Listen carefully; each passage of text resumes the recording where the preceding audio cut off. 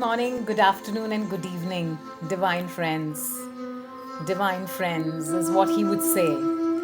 I'm here to share something with you that I've been reflecting on. Well, it's something that I strongly believe in, and I'm sure a lot of people who are spiritually awakening in this universe would believe in this. What I'm here to share is from Paramahansa Yogananda ji. Yes, the author of Autobiography of a Yogi.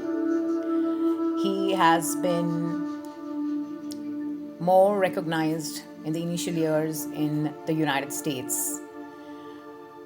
And thereafter now, as his guru's guru, Mahavtar Babaji, had said, Kriya Yoga will touch every part of the world. So anyway, now it's not about Raja Yoga or Kriya Yoga, but I love the story that I'd like to share with you. And it's about realizing that when each of us is born on this earth, there is some kind of forgetting, and we tend to lose ourselves here. As human beings in different environments, there's a lot of conditioning, so we lose ourselves. And some of us awaken, we are restless, and we awaken to the fact that we're searching for something. What are we searching for? We're searching for our true selves, actually. So it's very important to operate from your authentic core, is what we realize. And in that whole quest, from what we were lost, why were we lost? Because you see, the conditioning of the world is such that whether you're born in most families, at least for me, it was not so, because I was born in a family where I could explore the soul self.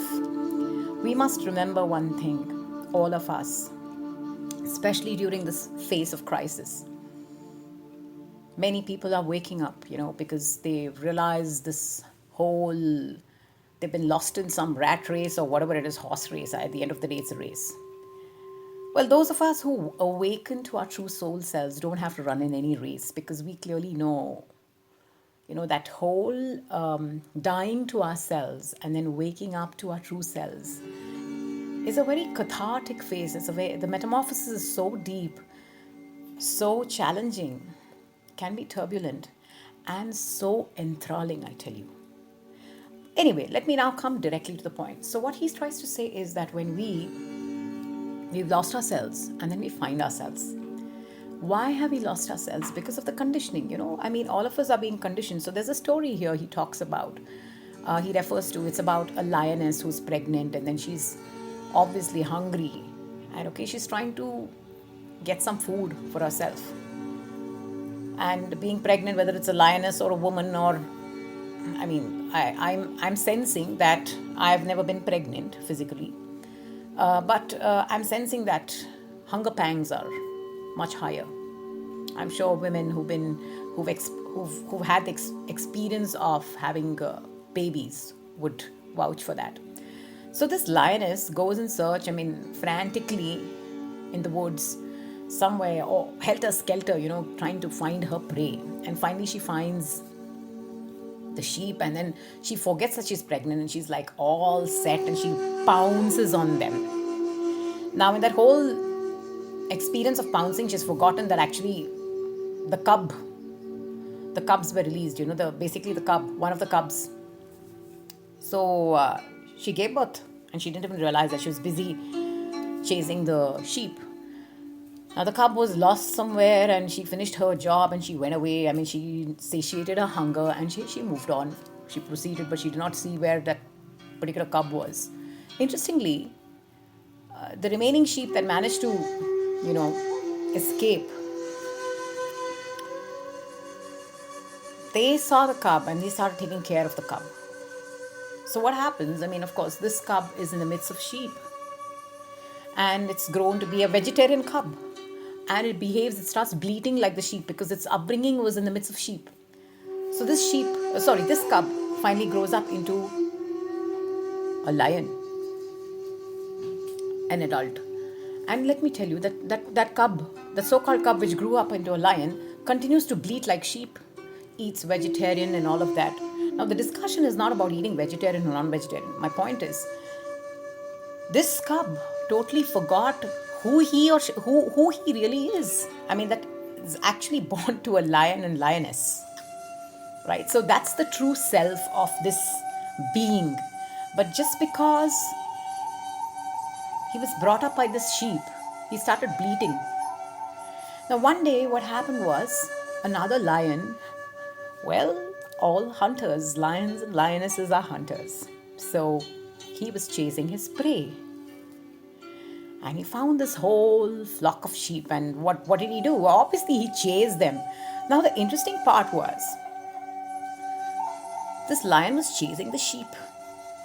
And what he noticed was a very strange, a very peculiar sight, because in front of the sheep was another lion running away, and all the sheep were following him, and he was, So this is a very weird sight, because this is something that this lion had never experienced. Why is that lion running away from me like the whole sheep? And he was very curious. And he forgot about the sheep and he started chasing the lion. And the lion went somewhere near the woods and somewhere near the water, and I think sort of kept really bleating like a sheep, saying, "Oh, don't kill me, don't kill me." And this lion thought, what a peculiar character is this guy? I mean, why is this fellow running away from me? And then he's saying, he's bleating, he's not even roaring. So he dragged this fellow and he said, no, please don't kill me, don't kill me. And he dragged him to the water and pushed him and made him try to see his own reflection. So this lion, the cub, the lion the cub which had grown up into a lion in the midst of sheep, continued to bleat and closed his eyes and said to the lion, "See, please don't do anything to me. I don't want to. Just release me. So this guy said, "Listen, can you please open your eyes?" Then he had to give him a solid shake up, to wake up. Yeah, a solid shake up to wake up. Sometimes, some people, they awaken organically. I went through that form of awakening too. But at some point in time, I needed a shake up to really know who I truly was. Lost here in this. Well, my parents did not, push me towards losing myself. But it just so happened that while in my environment, I was brought up to be a lioness or an eagle, from an eaglet. By the mass environment around was actually driving me nuts. My soul is calling me here. My body is calling me here. Everywhere. My mind is everywhere. And, I went through that transition. So now when I deal with some students that I selectively meet, some people that I meet, even friends, I've had to shake them up. So this is exactly what the lion did to this other chap. Let's call him the Sheepish Lion. Okay? The Sheepish Lion. He shook him up and somehow had to shake him up so that he opens his eyes and looks at his reflection and knows who he really is. He thinks he's a sheep. So this lion shook him up in such a way, gave him such a shake up and a blow that this guy opened his eyes, the Sheepish Lion, and saw his reflection, and he was shocked that, oh, this lion and we look the same. So this guy was then the lion told him, the other lion who was chasing the sheep have vanished. Fortunately, they have gone away. His conversation was with this guy. What are you bleating like this for? Do you see that you and I are the same? Start roaring, he said. You're a lion. Get up, wake up to the fact that you're a lion, not a sheep. So then what happened? This sheepish lion started bleating and roaring because he's trying to roar because, he doesn't... the roaring and the experience of being a lion is within him. That's really the soul, right, of the lion. But this whole conditioning of being a sheep and behaving like a sheep and running away, with all that fear was all because of the conditioning of him living and growing up in the midst of sheep. So he started roaring and he became a lion, from bleating to roaring. So this is the awakening that each one of us, at least the ones, many are called and few are chosen. So many are called and many are... there's a shake-up going on, but a lot of them still don't wake up. They're still in their slumber. And one of these, where did the story come from? The story came from this book called Living Fearlessly. Okay? Living Fearlessly is a nice extract of Paramahansa Yogananda's teachings. And out of that, there's a very beautiful verse on... So that's what he says. Before I read out the verse, which is more like poetry, the foregoing story fittingly illustrates how most of us though made in the all-powerful image of the divine Lion of the universe, right? We're all powerful beings. Each of us is so unique. Our soul is so unique, and we're born with this divine potential. But the world and the conditioning makes us so dull, and it says, no, no, no, no, don't settle for less, settle for less, settle for less. It's hard to make money, so there's a lot of struggle. So that's been programmed. So then you manifest struggle in your life. They say, just get a job or a career or something like that, something stable. Don't run after this entrepreneurship and all that pagalpan. Settle for less. Oh, you're 23, 24, you won't get a better proposal. Marry now. Oh, okay, then finally you end up with in a divorce or 3 divorces, maybe, probably. Settle for less. So the thing is, we are all made in the image of the divine Lion of the universe. Remember only being born and brought up in the sheepfold of mortal weakness. But many of us are made weak, and the consciousness in this universe predominantly is that of fear. So people pull you down. So we bleat with fear at the predators of sickness, lack, sorrow, and death, probably even, materiality, instead of roaring with immortality and power and preying on mortal delusion and ignorance. This is the essence of what he says. So, at this point in time, there are many people, of course, somebody like me and many others have been going through our spiritual awakening experience of who we truly are. What is my soul doing in this body?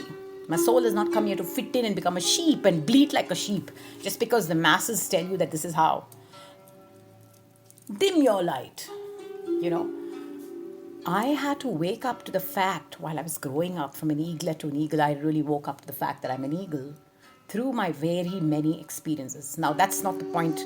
That's not the focus of the story. So, in such a way, many of you are dimming your light and just following the masses, being part of the crowd. You'll people please. But you'll have to keep on people pleasing and people pleasing to fit in and be liked. It's a lot of work while you're wasting time and energy in this precious lifetime to go back in words and find out who you truly are. Are you a fierce goddess or a fierce warrior? Are you a hermit? Are you a hermit, a goddess, a warrior, a god? These are all, I'm using these words. Please don't get bogged down by the words. Go by the deeper essence of the meaning of it. Who are you? Who you truly are is what you need to awaken to. And when you're operating from that light, you're going to be operating from your authentic core. Let me tell you, this is freedom. So when I talk about freedom, I'm not talking about freedom callously.